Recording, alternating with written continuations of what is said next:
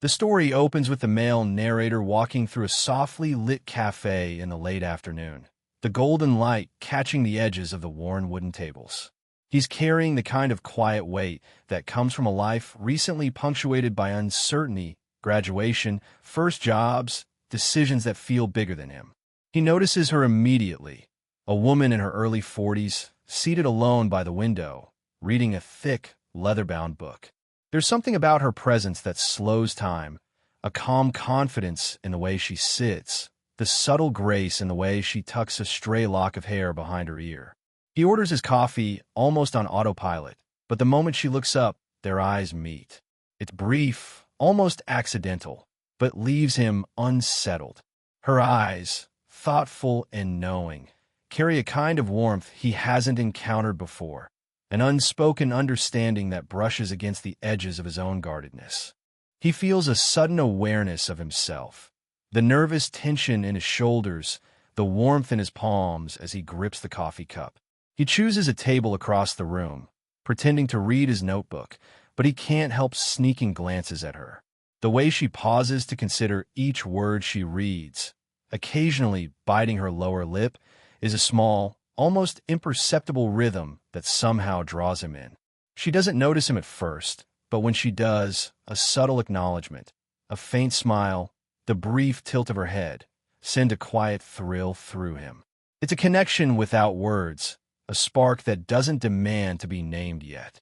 Their first interaction is minimal, a shared glance over the rim of his coffee cup, the brush of their fingers as she reaches for her water glass.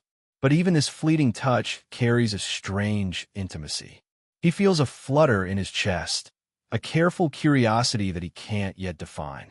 Every detail, the faint scent of her perfume, the soft rustle of her clothing, the way her eyes seem to weigh the world differently than his own, adds layers to the quiet fascination he feels. Emotionally, this first keynote establishes the subtle pull of attraction and sets up the internal conflict. He's drawn to her, yet conscious of the age gap, the life experience that separates them, and the unspoken societal assumptions hovering at the edges of his mind. For her, the story hints at a quiet awareness of his presence, a gentle curiosity mingled with caution. Neither speaks yet. Instead, the narrative lingers in sensory observation, building tension and emotional intimacy through shared space and understated gestures. The scene closes with the narrator leaving the cafe, the image of her lingering in his mind like a warm afterglow. He walks away with a mixture of anticipation and hesitation, aware that this encounter, brief, ordinary, yet charged, marks the beginning of something neither of them can yet name. The audience is left with a quiet, unspoken question. What happens next when two lives from different worlds brush together so effortlessly?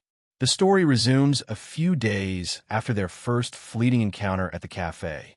The narrator finds himself wandering into the same quiet street, drawn by a combination of routine and subtle anticipation, as if part of him hopes to see her again.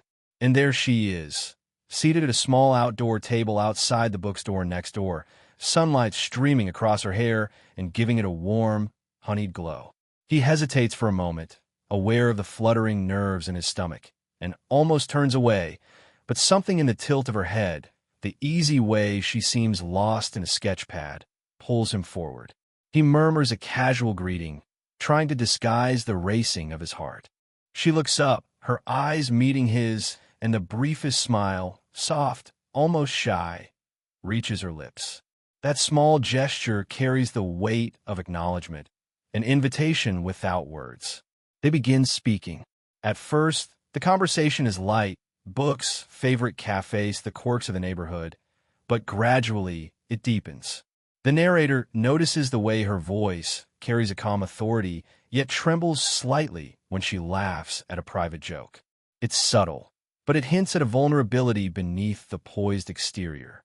He finds himself leaning in slightly, drawn closer by the warmth of her presence, the soft cadence of her words. Every laugh, every pause, resonates in his chest like the echo of something he's been missing. Their hands brush accidentally over the edge of the table as she reaches for her coffee, a touch so brief It could have been coincidental, but the effect lingers. He feels an electric awareness, the sudden heat in his palm, the quiet rhythm of her fingers near his own. She doesn't withdraw. She lets the moment pass naturally, as though acknowledging it without comment. It's in these small, silent gestures that the story builds its tension. Physical closeness without overt romantic declaration. Emotionally, both characters begin to reveal glimpses of themselves. He speaks honestly about the uncertainty of his early 20s, his fears, and his dreams. She listens with a patience that feels almost tangible, her gaze steady and empathetic. When she shares moments of her own, career challenges, personal regrets, the narrator senses the depth of her experience, the weight of her life that only subtly contrasts with his own youthful uncertainty. The tension isn't just romantic. It's a meeting of two emotional worlds, different yet complementary. The scene closes as they part for the day, lingering at the threshold of the sidewalk.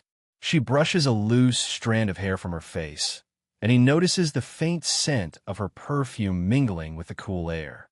Neither speaks of the small ache in saying goodbye, yet it hangs between them, a promise that this connection, quiet, profound, and charged with unspoken desire, is only just beginning.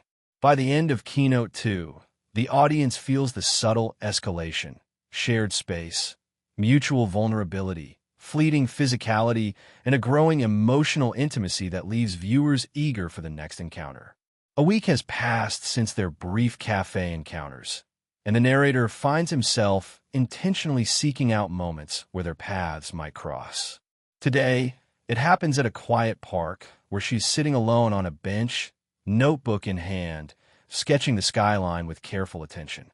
The late afternoon sun casts long shadows across the path, painting the scene in warm amber hues, and for a moment he hesitates, aware of the pull that draws him forward. He approaches slowly, unsure if he should interrupt. She looks up just as he reaches the bench, and their eyes meet. There's a flicker of recognition in her gaze, something gentle, expectant, almost like a door being opened. He greets her, voice soft, almost hesitant, and she responds with ease, the curve of her lips suggesting both warmth and subtle amusement. The conversation begins cautiously, like two dancers testing the rhythm, but quickly deepens. Today, the discussion drifts from casual topics into personal reflections. She speaks of challenges in her career, moments where she felt uncertain or out of place, and he listens with rapt attention, noticing the way her hands move as she speaks. Soft gestures, fingertips brushing against her notebook, an almost imperceptible rhythm that mirrors the cadence of her words. The narrator feels a pull toward her, a quiet desire to offer comfort, guidance, or simply presence. When he laughs at a witty aside, she meets his gaze and smiles, and for a heartbeat, their proximity feels charged. Their shoulders brush lightly as they shift to watch a dog running across the grass, and the contact, though fleeting, carries a surprising warmth. He becomes acutely aware of her subtle scent, a mix of vanilla and the faint earthiness of her perfume, and the sensation lodges in his memory, grounding the moment with intimacy without words. Emotionally, both are treading new territory. He admits, hesitantly, moments of self-doubt, revealing the vulnerability of youth tempered by sincerity. She listens, nodding thoughtfully, her own guard softened by the way he articulates his feelings. There's a shared recognition of loneliness, of longing, and the quiet thrill of someone finally seeing the parts of themselves often hidden from the world. The tension isn't forced. It exists in pauses, in lingering glances, in the unspoken awareness of each other's presence. As the afternoon wanes, she closes her notebook, and he instinctively rises to walk with her to the park's exit. Their conversation drifts into lighter subjects, but the emotional undertone remains. When they pause at the gate, she brushes a strand of hair behind her ear, and he notices the subtle, almost imperceptible softness in the gesture. He doesn't reach out, yet the longing to bridge the space is palpable, leaving viewers aware of the deepening connection and the unspoken attraction building between them. The scene ends with a quiet farewell, a wave, a lingering look, and a knowledge that something significant has begun. The audience feels the slow bloom of trust and intimacy, the tension of age gap awareness lingering in the background, and the promise that these two lives, so different yet complementary, are on the verge of intertwining in ways neither fully anticipates. A soft drizzle falls on the city streets, turning the sidewalks slick and reflecting the warm glow of street lamps.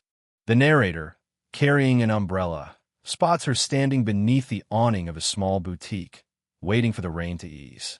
She looks up and sees him, and her lips curl into a faint, knowing smile. The kind of smile that doesn't need words.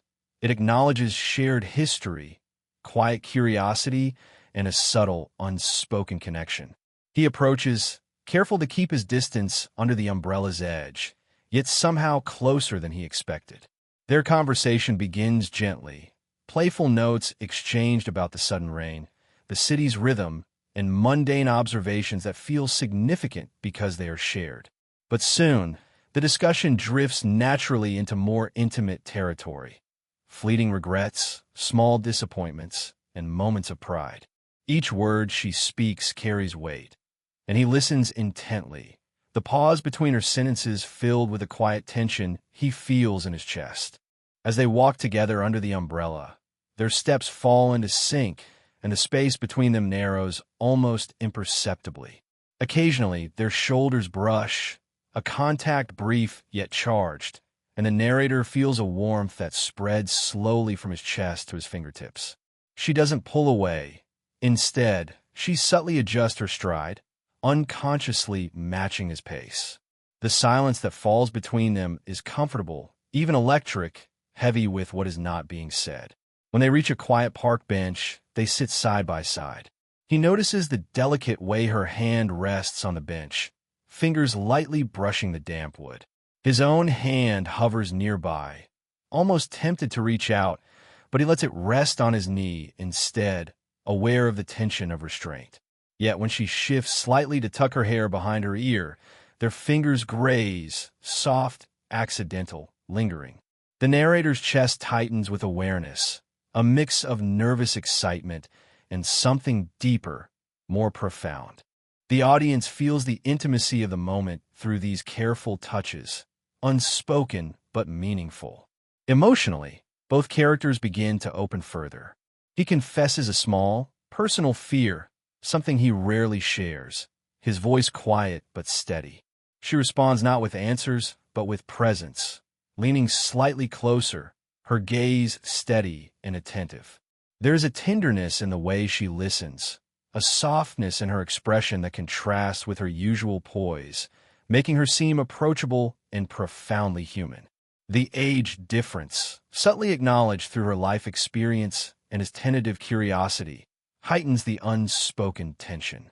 As the rain eases and the streetlights flicker, they stand together. He walks her to the edge of the park, and for a moment, they linger, neither speaking. She brushes a strand of damp hair from her face, and their eyes lock, long enough for the silence to hum with meaning. A fleeting smile, a shared breath, and the unspoken acknowledgement of something tender and unformed passes between them. Then, gently, they part, carrying the weight of that quiet closeness with them. By the end of Keynote 4, the audience is deeply invested. Emotional intimacy has intensified, subtle physicality has been introduced, and the slow-burn tension is palpable. Viewers are left yearning for the next moment, knowing the connection between them is deepening in ways both delicate and undeniable. The story reaches a pivotal moment. The narrator finds himself invited to a small, cozy gathering at her apartment.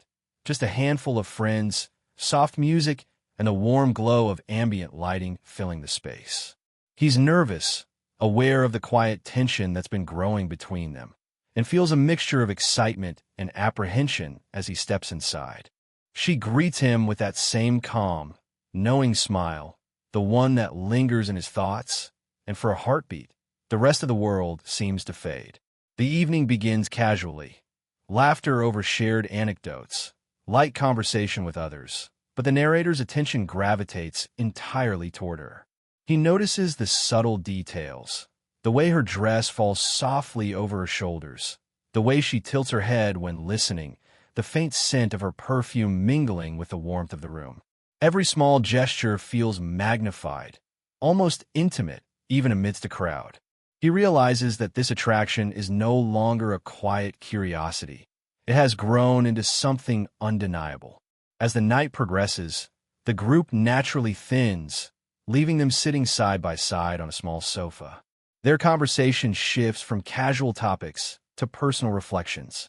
He shares a fleeting insecurity, the kind he would never voice to most people, and she responds with thoughtful reassurance, her hand resting briefly near his on the sofa, so close that the warmth of her presence seeps into him. Their eyes meet, and the pause that follows is heavy with unspoken emotion, a delicate tension that both excites and frightens him. At this moment, the story emphasizes emotional vulnerability. She confides in him about a recent disappointment, her voice soft, tinged with fatigue, yet sincere. He listens attentively, feeling a deep empathy, and the instinct to comfort her, without overstepping, stirs within him. He subtly shifts closer, careful to respect her space, and she doesn't move away. Their proximity is charged, a quiet acknowledgement of the mutual pull that has been building for weeks. The audience feels every micro-moment, the brush of knees, the faint touch of shoulders, the lingering eye contact that speaks louder than words. Emotionally, this is the story's first peak. Both characters confront the reality of their feelings. Desire mingled with hesitation, curiosity balanced by the awareness of the age gap, attraction tempered by respect. There is no rush, no forced confessions, just a slow, almost unbearable tension that underscores the depth of their connection.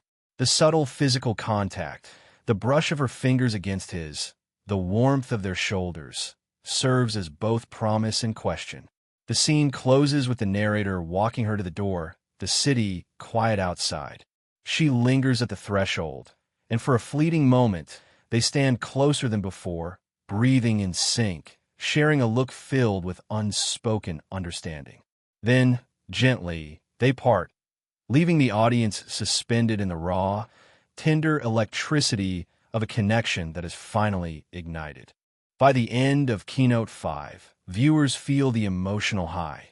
The attraction is fully realized, the intimacy undeniable, and the slow-burn tension has reached a peak that promises a resolution, but only after careful, heartfelt development. The story now moves toward a quieter, more introspective chapter. A week after the gathering, the narrator receives a message from her, inviting him to take a walk in a nearby botanical garden. The day is bright but gentle, sunlight filtered through the leaves, casting dappled patterns on the winding path. The air carries the faint scent of blooming flowers, and every step they take seems deliberately unhurried, as though the world itself has slowed to accommodate their conversation. They walk side by side, the soft rustle of leaves accompanying the rhythm of their dialogue. At first, the conversation is light, observations about the colors of the flowers, the subtle chirping of birds, the delicate feel of petals brushing their fingers. But gradually, they begin to share more intimate reflections, past regrets, moments of loneliness, and the quiet hopes that have guided them.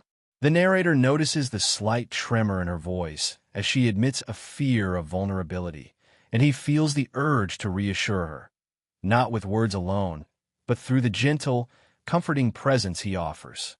As they reach a small wooden bench beside a koi pond, they sit, shoulders brushing lightly. The contact is tender, almost accidental, yet carries a profound warmth. He reaches into his pocket for a small notebook he carries, and they begin to sketch together, sharing ideas and laughing softly at each other's attempts. Their hands occasionally touch over the paper, fingers brushing in fleeting, deliberate ways.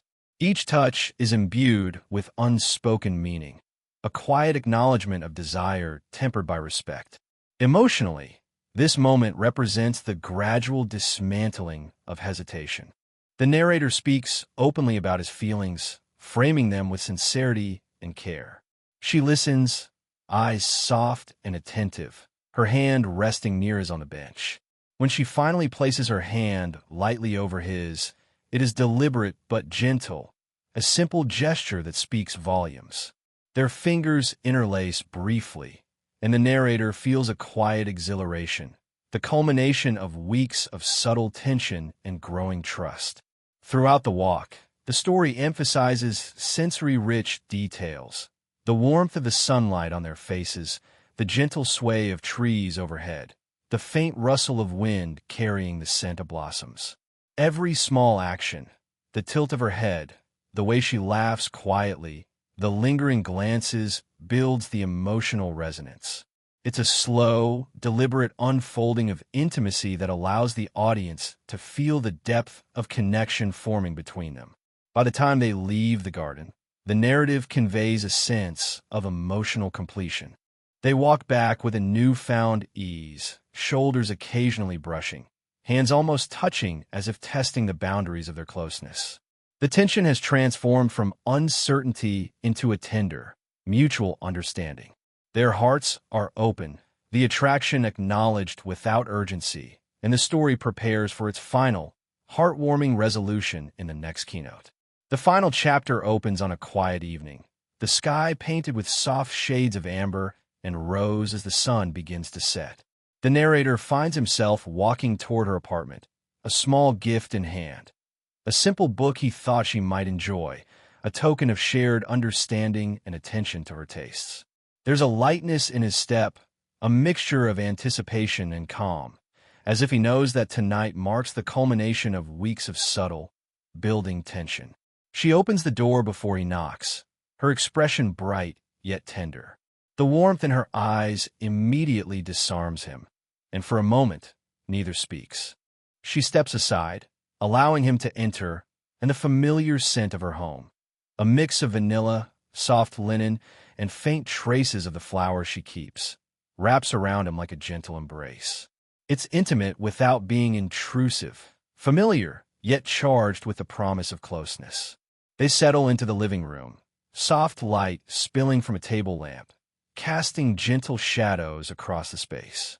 Conversation flows naturally, shifting from daily life to more personal reflections, yet the tension that defined their early encounters has softened into something more grounded. Mutual trust, affection, and unspoken understanding. He watches her as she laughs at a small anecdote he shares, noting the subtle tilt of her head, the way her eyes crinkle at the corners, and feels a warm ache of admiration mixed with something deeper, more intimate. As the evening progresses, small gestures of affection emerge naturally. She reaches for her cup of tea, and their fingers brush.